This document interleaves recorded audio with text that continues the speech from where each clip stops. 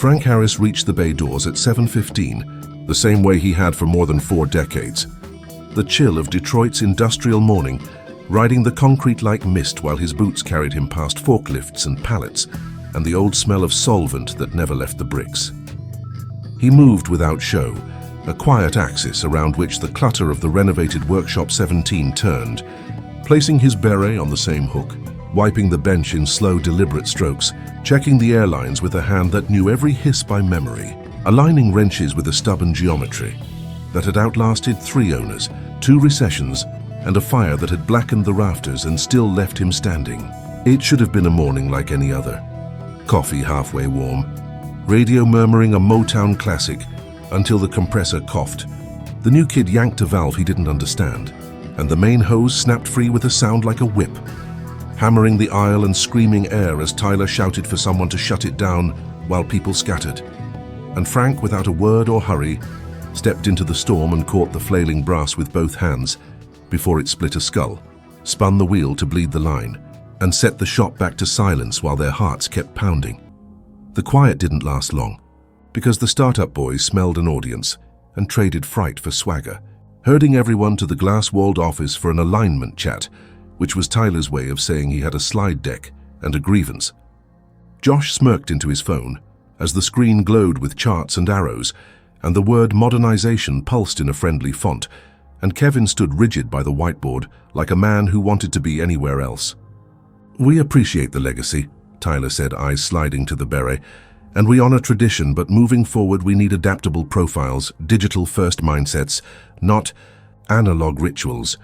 Laughter rode the room like oil on water, thin and slick, and someone whispered about retirement packages, while Frank watched the dust in the projector beam and said nothing. Because in his world there was the job and there was noise, and he had never confused the two. Before we begin, tell us in the comments where you're watching from, and then settle in, enjoy the story. Tyler kept going, emboldened by his own cadence, promising predictive sensors, tablet checklists, and smart shelves that would light up green when a tool belonged to them, red when a human had made a mistake, as if a shelf could know what a human hand knew by taste, by vibration, by the faint tremor a failing bearing murmured into bone. Josh flicked to a slide labeled risk, and a polite little bullet point suggested the risk reduction associated with retiring low-value legacy roles. And someone in the back exhaled through a laugh as if they'd been holding it for years. Kevin didn't laugh. He watched the old man through the glass the way you watch a building you're not sure you want to demolish, thinking about permits and ghosts.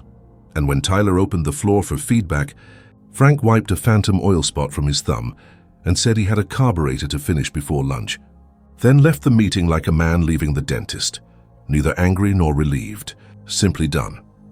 By 9:30, the rumor had calcified into a prediction he'd be gone by spring, or by the audit, or by the next investor call. And the jokes grew more confident, sharper at the edges, delivered like kindness wrapped in tape. In the break room, Josh narrated a parody of Frank's morning ritual, pantomiming a careful inspection of a wrench's sole, and someone added a walking cane made of zip ties to the bit, which was when the dishwasher kicked out a plastic clatter and everyone jumped, then laughed again, louder this time, as if laughter could hide how the compressor scare had rattled them. Frank ignored the theater and returned to Bay 4, where a customer's pickup coughed smoke the color of ghosts, and he set about listening to it the way other men listened to confessions, not to judge but to understand where the lie hid inside the noise. Detroit's weather turned mean by mid-morning, sleet tapping the skylights like impatient fingernails, and emails began to circulate from corporate about timelines and pilot programs. Tyler drifted through the floor with a tablet and a smile that meant he was collecting data that would one day become a mandate, asking what steps could be standardized, which judgments could be formalized, how the art could be made into a sequence a robot might follow. Frank answered without ornament when he had to, "You feel it when it's right," which Tyler dutifully typed as tacit heuristic before moving on, already rehearsing how it would look in a report. Kevin trailed behind a few paces, nodding to Tex pausing by Frank's bay, his mouth opening and closing once, then deciding this was not the hour for whatever lived behind his eyes. The afternoon brought a client walkthrough, 2 men with polished boots and shiny optimism, who wanted assurances that Workshop 17's turnaround time would shrink by half once the new system went live. Tyler promised the moon with a grin. Josh showed them a mock-up of colored lights that would eliminate confusion, and Frank, passing with a torque wrench, became gravity for their eyes. "Old school," one visitor said, amused. "You still got one of these guys." And Tyler chuckled on cue.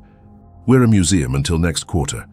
A line that earned him an appreciative nod and cost him nothing, except that Kevin flinched, tiny and fast. Back at the bench, Frank set the wrench down and adjusted the alignment of his pliers by a quarter inch, a twitch no one would notice except the man who did it, because the world had tilted in some small way and his tools had to answer. When the work bell chimed, an old brass bell, the startup kept as nostalgia, because they felt generous toward the past as long as the past stayed decorative. The team gathered near the lifts, and Kevin announced that the automation vendor would need access to every station by the end of the week for mapping. He spoke evenly, but his gaze avoided the beret as if eye contact might pull a thread he wasn't ready to tug. Tyler added that training sessions would be mandatory and hinted at performance evaluations aligned with the new competencies, a sentence that landed like a draft wind, and he closed with a flourish about safety in the future, then dismissed them as if he were doing them a favor. Frank returned to his bench and wiped it again, not because it needed it, but because ritual is a way to hold onto the shape of a day when others keep trying to bend it. By late day, the slick humor had curdled into private negotiations. In corners and chats and cigarette breaks under the loading dock awning, techs asked one another what the new world would mean, who would make the cut, whether experience counted for anything more than a plaque in the lobby. Frank didn't join those circles. He replaced a gasket that didn't want to be replaced, coaxed a stubborn bolt with a patience that had nothing to prove, and let the shop's noise pour through him until it became something like silence. When Tyler swung by again to drop a thin suggestion that some people might consider retirement packages a sign of respect for their service, Frank looked past him at the darkening skylight and said, "Put the rotor back on Bay 2 before you forget which side is scarred." And Tyler's smile slipped just enough to show the boy under the E. Suit. The proposal to end his contract arrived as a draft that afternoon, disguised as a contingency plan with gentle language, its edges padded with phrases like mutual transition and dignity of exit. Kevin read it in his office twice, then a third time as if repetition could make it less real, and left it unsigned on the desk, where the cursor blinked at him like a metronome, counting down to a moment he could not yet name. He stepped onto the floor and stood by the door to Bay 4, watching Frank measure a clearance with calipers older than half the staff. And he heard the cadence of a man who trusted his hands more than he trusted anyone's promises. Josh appeared at his shoulder and said the investors would love the optics of a clean modernization, and Kevin said something vague about timing, then drifted away as if he'd forgotten what he'd come to say. Evening crept into the corners, turning the frost on the windows into a dull glow, and the shop's chatter thinned as people punched out and hurried toward warmth. Frank stayed as he always did, finalizing his bench, returning each tool to its exact angle, checking the compressor one more time and listening for a snag that others would miss, not because he doubted the machine, but because trust without verification was just laziness in a nice coat. He tugged his beret down, rubbed at a streak of oil on the visor that wouldn't quite lift, and gave the floor a last sweeping look that didn't linger on people or banners or promises, only on stations and lines and the thousand tiny details that made the difference between something that worked today and something that would work tomorrow. When he stepped into the night, the wind cut like a blade, and the parking lot glittered with a skin of ice that turned each step into a thought, and for a moment he paused to let the cold sting him awake, the way a man might hold a shard of truth in his palm just long enough to remember he could still feel. In the office behind him, lights burned over men who would stay late to craft emails and slide decks that made change sound easy, and on a workbench by Bay 4, a single rag lay folded with sailor neatness, its edges squared, its purpose finished for the day. By morning, the talk would sharpen and the jokes would grow teeth, and someone would push the draft farther across the desk. But for now, the night held its breath, and the old man in the beret walked home with his hands in his coat, and the surety of habit carrying him forward like a tide that did not care who mocked it from the shore. Rain hammered the sheet metal roof of Workshop 17 with a violence that made the windows tremble, and the streets outside had already turned into black rivers that carried cans, leaves, and debris down toward the drains. Most of the staff had left early, unwilling to wrestle with Detroit's weather, but Frank Harris remained at his bench, sleeves rolled, visor of his beret shadowing his eyes as he tuned the worn heart of a 70s engine block. The radio hissed static, then faded completely when the storm knocked the power for a second, but Frank's hands never slowed. He had done this work through blackouts, through heat waves, through silence.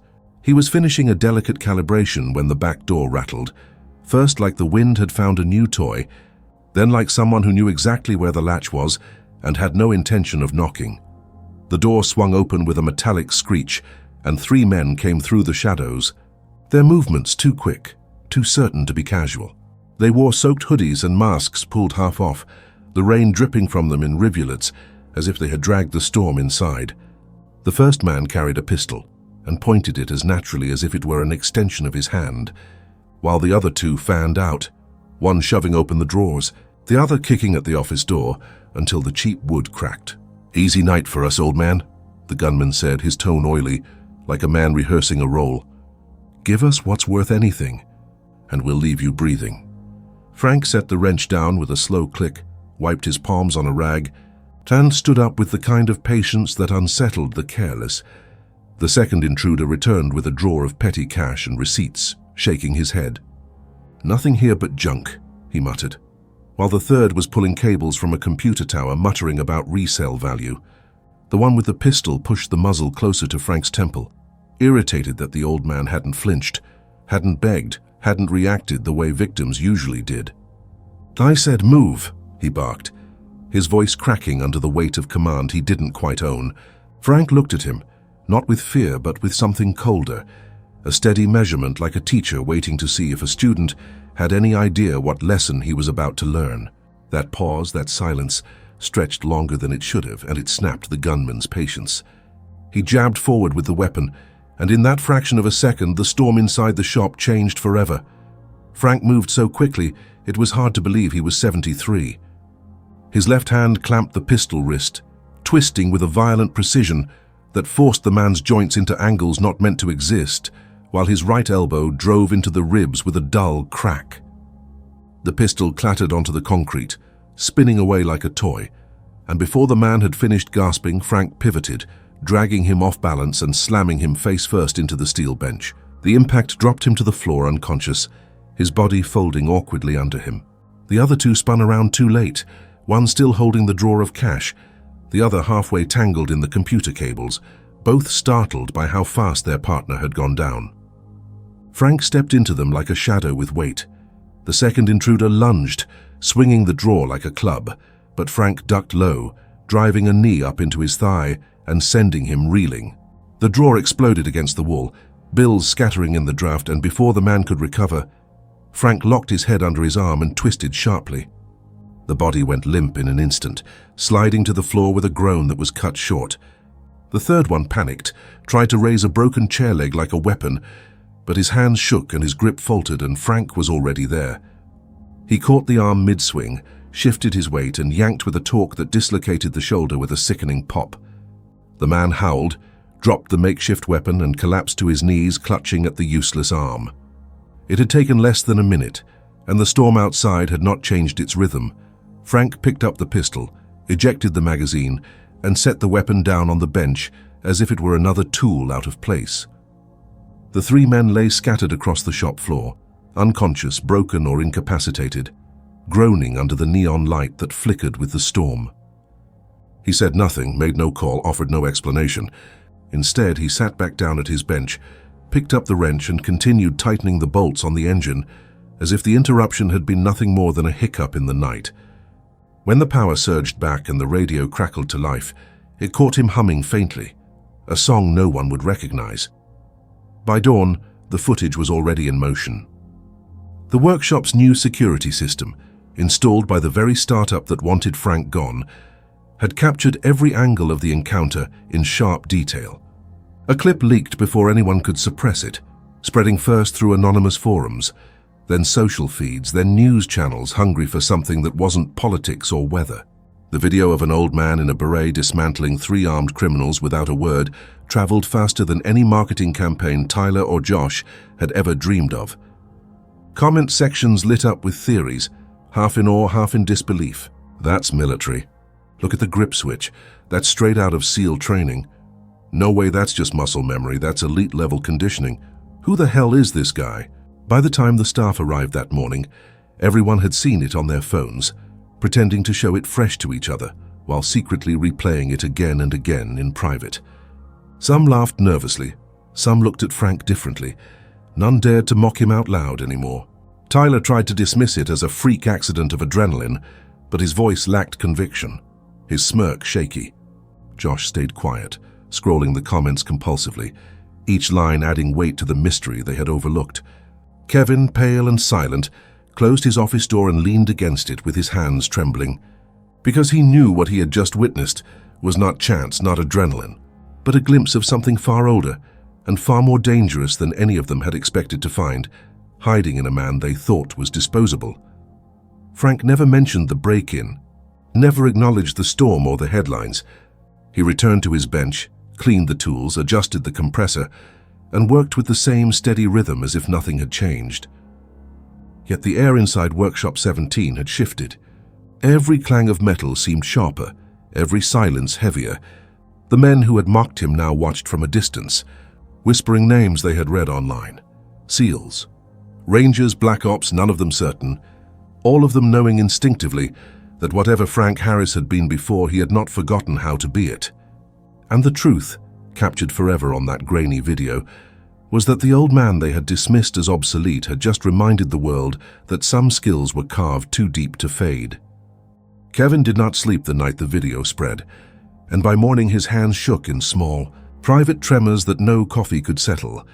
So he shut his office door, pulled the blinds to cut the chatter of the shop floor to a muffled hum, and opened a background check portal he had not used since leaving Washington. He told himself it was due diligence, risk management, a responsible owner understanding an unexpected liability. But the truth rode just beneath the surface like a dark current, because the movements in that footage had struck a tuning fork in his memory. The precise economy, the absence of fear, the way the old man had disassembled chaos, as if reading from a manual he himself might have rubber-stamped years ago. He typed Franklin M. Harris, added Detroit, narrowed the search, and watched the bland screen return a name that refused to be ordinary.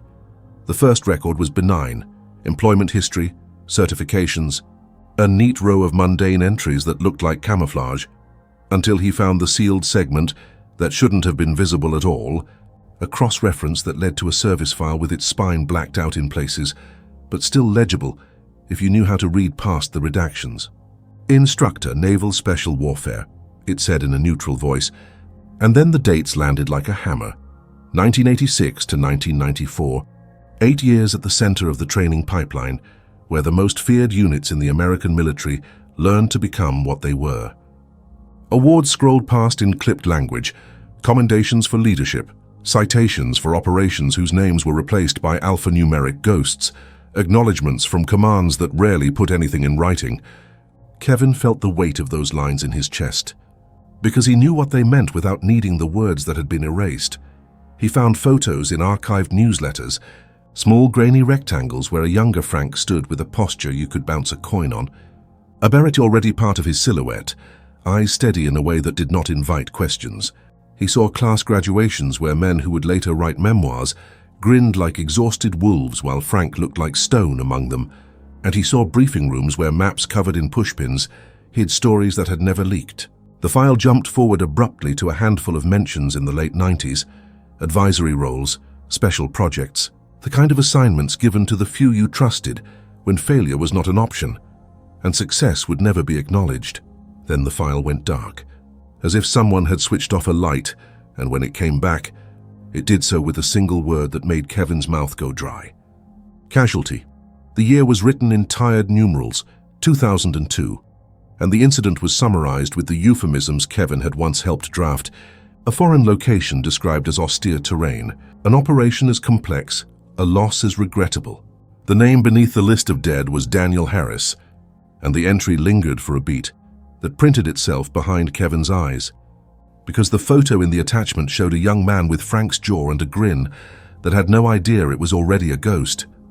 The write-up mentioned heroism under fire and stabilizing actions before exfiltration failed, and the end state was vague because the end state had been a mess. Kevin remembered the briefings, the pressure, the men in suits who shaved the truth to fit the day's needs, and he remembered the paper he had moved along because the machine demanded it.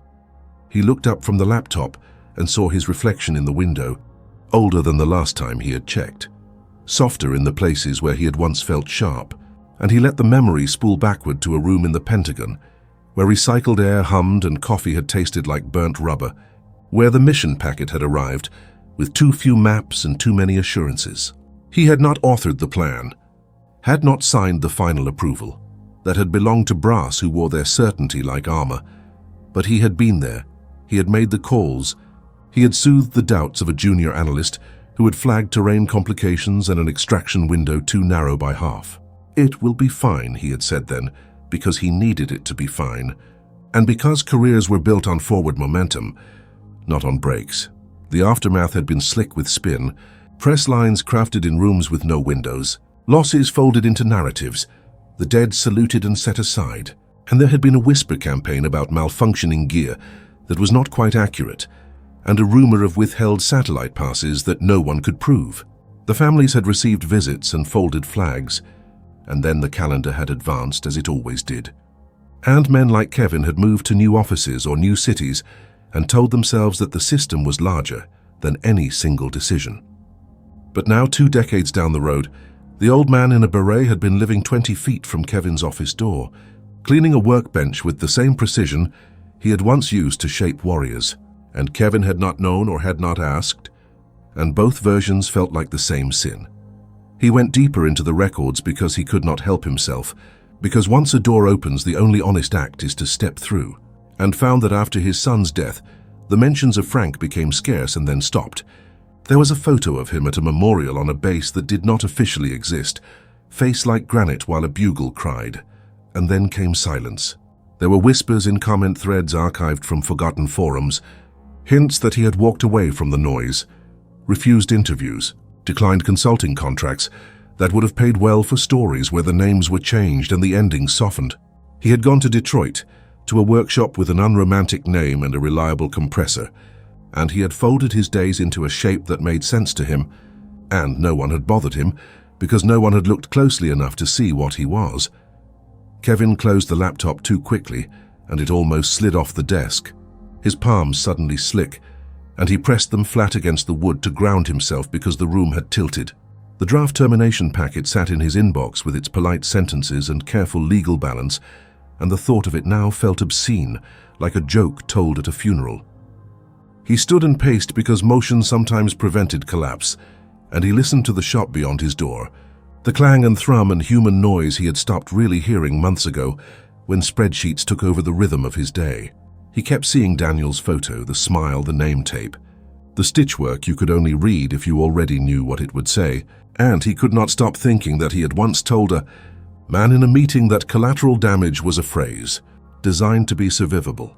He sat again and put his face in, his hands because the past had decided to stop being past, and when he looked up, he found himself staring at the beret hanging from a peg in his memory, the small everyday crown of a man whose presence had become a rebuke to everything Kevin had let himself become. He thought of Tyler's jokes and Josh's smirks and his own silences, the way he had allowed the rhythms of investors and roadmaps to drown out the old frequencies he had sworn once never to forget.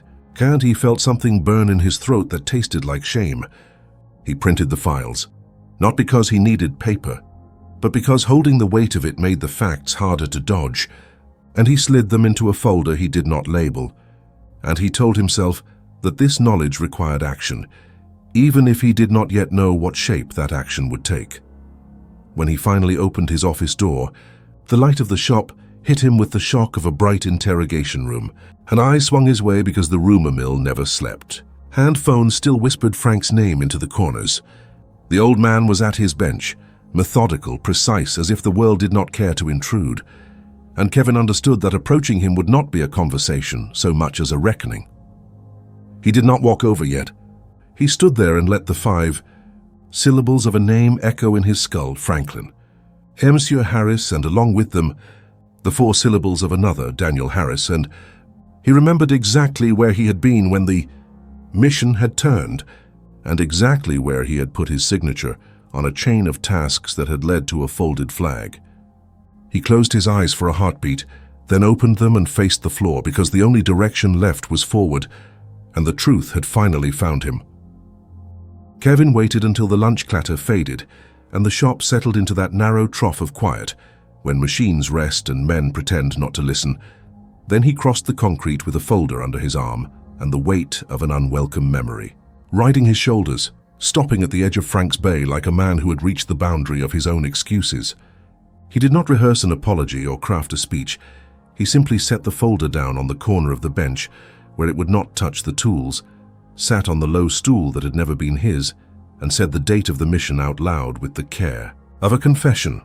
The year in full, the month, the day, and the code name whispered by people who understood that names could be doors to rooms others could not handle. Frank did not look up for several breaths, tightening a bolt with that patient strength that felt like an old song, and then he gave a small nod that did not quite travel to his eyes, wiped his hands on a rag, and said in a voice stripped of drama, "I know who you are," the syllables landing without heat, without invitation, like a fact that had been waiting for the correct weather.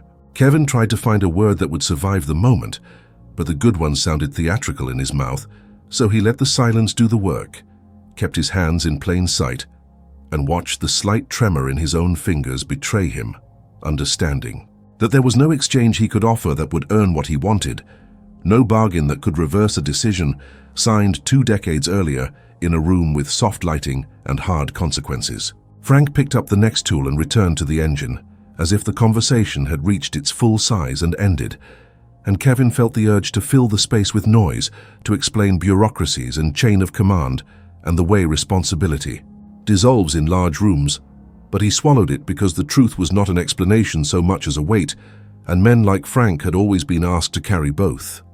After a time that was longer than it felt, Kevin stood, touched the folder as if it might bite, and left it unopened, retreating with the awkward gait of someone who had just remembered how to be mortal. The next morning, he arrived before sunrise, a thermos of bitter coffee in his coat pocket, and a resolve he did not recognize pulling him forward, unlocking the side door while the sky was still the color of old steel and the floor lamps carved pale islands on the concrete. He did not go to his office. He went to the compressor and checked the gauges by feel, bled a line that had trapped moisture in the night, and then moved along the aisles, putting away stray bolts and rewrapping a frayed power cord because he had run out of reasons to delegate the simple tasks that kept a place honest. When the crew drifted in, they found him with a broom in his hands and stumbled over their own greetings, unsure whether to joke or salute, and he spared them by asking after parts arrivals and lift capacities, the vocabulary of the floor returning to his tongue like a language he had once been fluent in and had finally decided to speak again. Tyler came in late with a smile that said he had slept well and a deck that promised miracles, ready to announce the automation vendor's start date and the training schedule. But Kevin met him at the office door, listened to 3 sentences, and then said they were not moving forward with the rollout this quarter. Not with the shop at its current bandwidth, not with client satisfaction dependent on stability rather than spectacle. Tyler blinked like a man who has run into a glass wall he did not expect, tried to recover with a jargon volley about efficiency gains and investor expectations, but Kevin's expression did not budge, and when Josh was summoned to play the heavy, he found there was nothing to push against because the emails to postpone had already gone out. The deposits had been refunded, and the talking points were suddenly museum pieces. Word spread through the bays that something in the weather had shifted, and men who had begun to count days started to count tasks instead.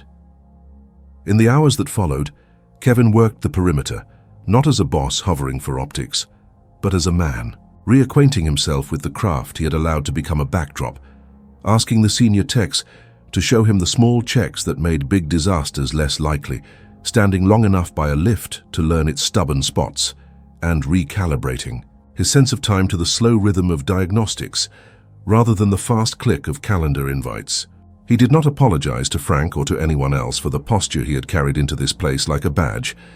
He made choices in the open where they could be read and measured, declined 2 calls from investors who treated the shop floor like a slide, and returned a third only to say the roadmap had changed to prioritize service over spectacle, which meant numbers would stabilize rather than leap. It was not a speech about values. It was a list of acts written into the day, the only language the floor believed. Frank continued as he always had, arriving a few minutes before the bell, hanging the beret on its peg, cleaning the bench with the thoroughness of a man preparing a field table, and then disappearing into the work with a focus that eroded the need for commentary. He did not pull Kevin into conversation or give him anything that resembled reassurance, yet a faint adjustment rippled through the space around him, a seam of respect that no one declared but everyone felt, compounded by the footage the city had consumed, and by the rumor of a service record that now floated like a ghost you did not name in daylight. The mockery that had once traveled under breath found itself out of air, and where sarcasm had nested, a new caution took root, not the fear that freezes a place, but the presence you feel when a man in the room has seen things and will not waste your time with stories about them. On the 3rd morning of this new weather, Tyler tried to rally the old posture in the break room, making light of brooms and compressors and the way leadership sometimes overcorrects, but the audience had dissolved, men taking coffee to their pace and letting the young partner speak to his reflection. Kevin walked in midway, nodded to the room and asked Tyler to send him the vendor contracts for archival rather than next steps, the phrasing smooth but final. And when Tyler pushed a little too hard, Kevin's response was simple. The shop would not trade its competence for a demo, not this winter, not on the backs of men who kept its promise 1 bolt at a time. Josh watched the exchange with the wary look of a man counting votes, realized he did not have enough, and retreated to a spreadsheet he could dominate while the floor moved around him with a patience that no slide could accelerate. Over the following days, the ritual grew into a pattern, Kevin arriving early to walk the bays in the same order, touching the same points of failure, asking questions that had answers measured in tolerances rather than hypotheticals, and in that repetition the crew learned where he stood, not above them shouting forecasts but alongside pointing at leaks. He signed off on repairs that did not photograph well, and postponed a glossy client event that would have taken half the floor offline, choosing instead to spend money on parts inventories that shaved hours off wait times in ways no one outside the building would ever notice. He sat with a vendor about tool calibration and said no to a discount that came with a lock-in because he had finally remembered the cost of convenience when you need to move fast and someone else is holding the key. Every afternoon, inevitably, his path crossed Frank's, not by design but because benches and schedules intersect when the work is real. And each time he stopped just long enough to look, not down or away, but at the surface of the bench, the order of tools, the small fabrications, that made old machines behave like newer ones. If he spoke, it was to ask a technical question whose answer would help someone else, never to pry loose more of the past than Frank had volunteered in 4 words.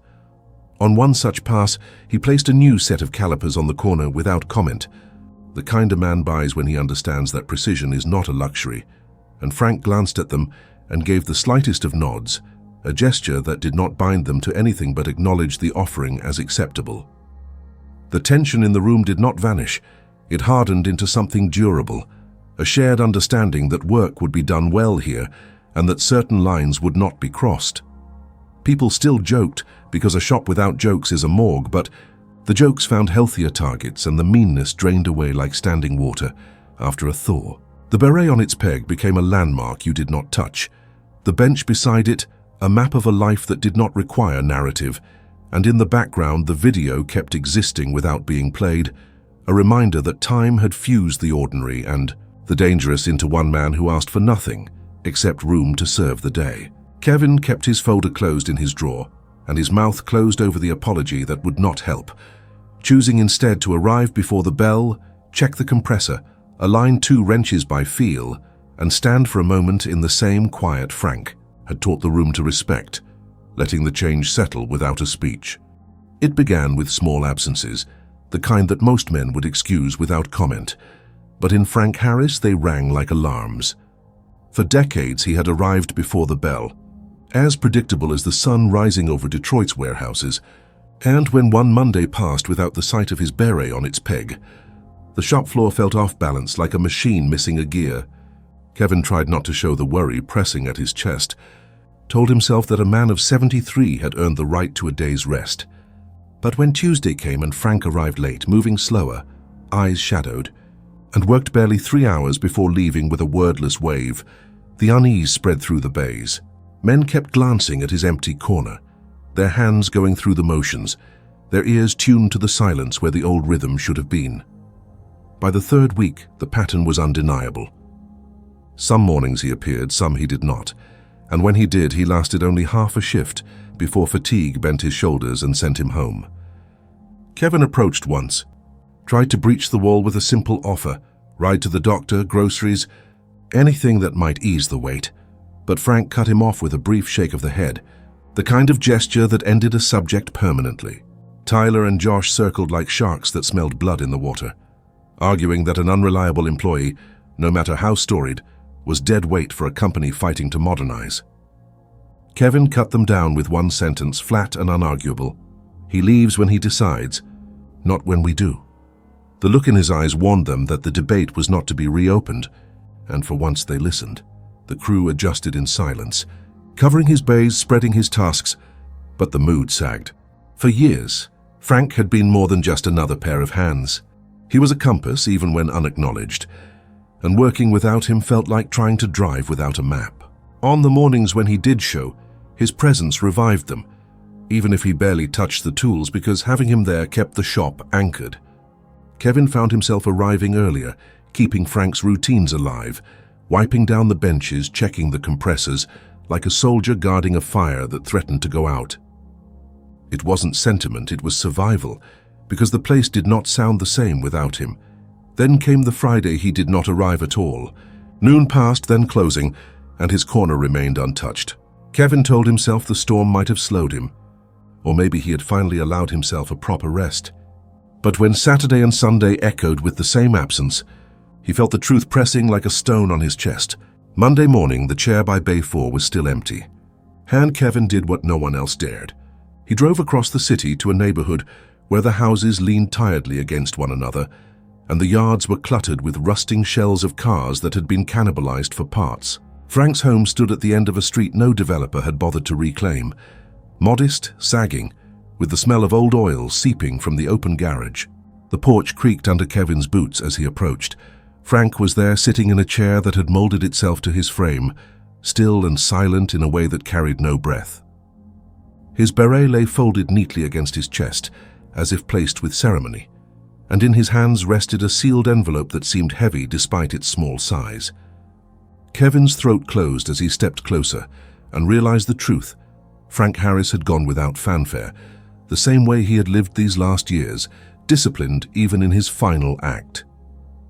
He touched the envelope, hesitating, then slipped it free and broke the seal with trembling fingers.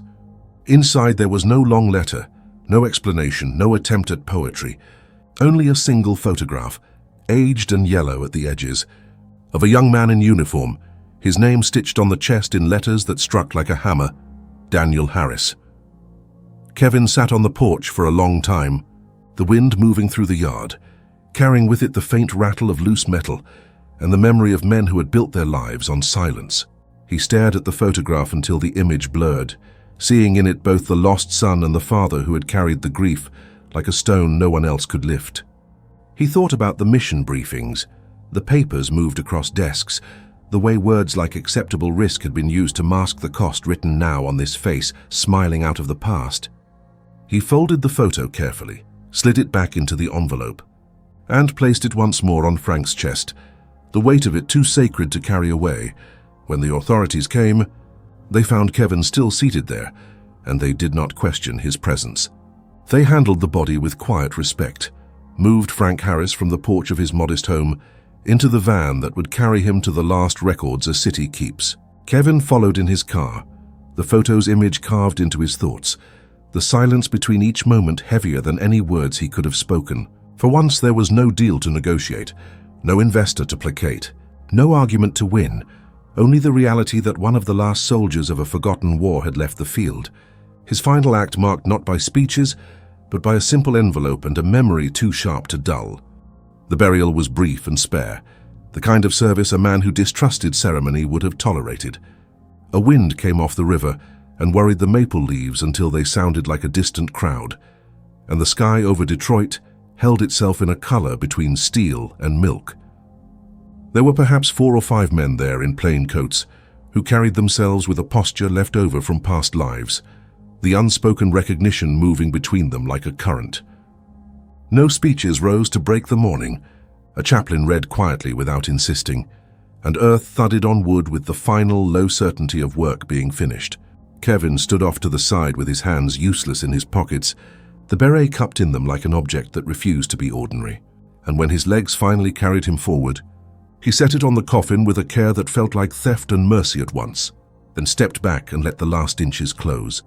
Afterward, the men who had served drifted away without asking names, faces mapped with scars time had decided to keep, their nods carrying stories that would not be told today. Kevin remained until the grounds crew did their quiet, necessary labor, and the rectangle became a clean patch again, another place among many. He drove back along Jefferson, past closed storefronts, past a diner where the coffee was always too strong and the eggs always right, past a mural already peeling, and the city looked like a man in recovery, stiff in the mornings, determined by noon. He parked behind Workshop 17 and did not go to his office. Instead, he walked the long way to Bay 4, the pace slow not from reluctance, but from the stubborn hope that the room would still surprise him, that he had misread the world and the chair would not be empty. Frank's bench looked as he had left it on the last steady day, which is to say it looked like a boundary line someone had drawn with love and then abandoned. The rag lay folded square, the calipers Kevin had placed weeks earlier resting at a precise angle that felt like agreement. Kevin took up a cloth and wiped the surface, not because it needed cleaning, but because the motion had become part of the shop's grammar, a sentence that said more than it appeared to. He set the wrenches in their narrow bed with the spacing Frank had preferred, half memory, half guess, making minor corrections until his eye accepted the picture. There was no plaque, no framed portrait, no corporate statement crafted to be shared. The bench itself was record enough, and the men who used to glance over with smirks now passed with a quiet that did not seek credit. The next morning he arrived before the first bus hissed at the curb and ran his palm along the compressor casing, listening to the muted hum as if it were a sleeping animal. Tyler came in with a question in his stride and stopped just inside the door when he saw the lights already on. The floor swept, the drip pans emptied. "We should mark it," he ventured, reaching for the kind of memorial a deck could justify, and Kevin shook his head once. "We will keep the place in order," he said, the sentence landing without heat. Josh, to his credit, said nothing at all, eyes moving to the peg, where the beret had hung and then away again, as if looking too long would make him complicit in something he could not shoulder. Work filled the days with its usual mix of small wins and slow leaks. The crew adjusted to the absence in the same way a body learns to move around a pain that does not heal, with caution at first, and then with the strange, durable grace of habit. Some gestures stuck. A man would brush a bench with his sleeve when he passed, or pause by a gauge and wait a beat, listening as Frank had taught them to listen without saying that was what they were doing.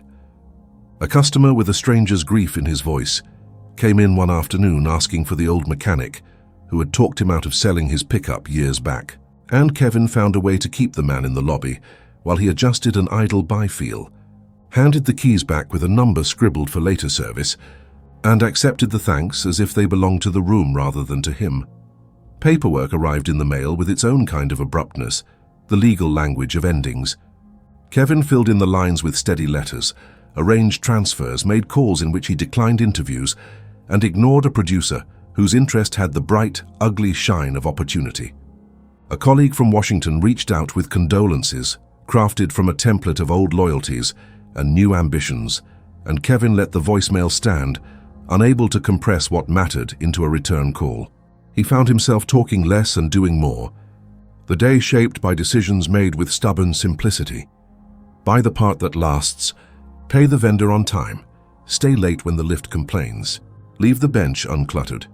It looked like nothing from the street, but inside the walls it changed the way the place breathed. On a Thursday, a box arrived from a base downstate with a return address you did not Google. Inside were a handful of items sent at the request of next of kin, and Kevin, who had no right to be that, opened it alone at his desk. There was a ribbon bar that did not dazzle, a folded note from a commander who had clearly rewritten it twice, a photograph from a graduation class where the faces were young and savage with hope. Underneath lay a small battered notebook with water-warped pages. Its entries neat and brief, parts lists, torque values, a sketch of a hand position for a throw disarm, whose lines were so spare they barely made sense. On the final page, a single word had been pressed deep enough to emboss the paper beneath. It was a name, and Kevin closed the cover before he read it twice, set the notebook in the top drawer beside the folder. He still had not reopened, and locked them both. The investors called less often and with less confidence, the edge gone from their voices when their favorite leverage failed to move him. He told them what they needed to hear without promising what he would not deliver, and where pressure built, he let contracts lapse rather than bend the floor into shapes that broke backs. The shop did not become a shrine. It became a place that did the job properly, and that was enough to change the weather. Men who had looked over their shoulders for months started to meet one another's eyes again without flinching, and a few brought in sons or nephews on weekends to sweep and watch and learn where to stand. When one of the older techs quietly fixed the locker hinge that had squealed for a year, he left the tools on Frank's bench afterward, as if returning something borrowed. Spring did not arrive with any fanfare. A warm day slid in sideways and stayed, and with it came a run of work that kept the bays honest from open to close. Kevin found himself moving in the pattern he had stolen from Frank, beginning by checking air, ending by aligning steel, and in the middle taking time to listen to a machine that did not want to be rushed.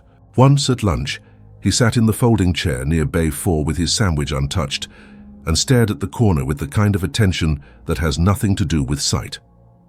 A young tech sat down across from him and began to tell a story about the robbery clip, how his cousin still watched it for thrills, and Kevin cut him off with a small motion. That was a man protecting his place, he said, and left it there. Grief did not leave. It thinned and spread, settling into the seams of the day where hands could move around it. When Kevin locked up at night, he sometimes lingered under the fluorescence, aware of the way the light flattened everything, aware of the way absence makes even a well-ordered bench look unfinished. He would take the rag, run it once along the edge and put it back folded square, the cloth holding the last warmth of his hand for a few breaths before the air reclaimed it. On weekends, he drove once or twice to the quiet edge of the cemetery and stood without flowers, without prayer, and let the cold work through his coat, then went home to an apartment where the television stayed dark and the sink stayed clean, where he kept a single photograph in a drawer he did not open unless he had lost track of what he was for. In time, the city forgot the video and moved on to other sparks.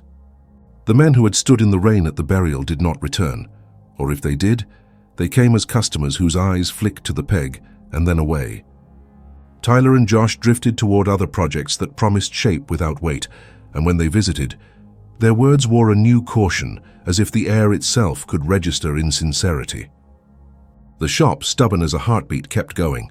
Cars came, cars left, and the space between those actions was filled by men who stood a little straighter because someone once had and had not asked them to.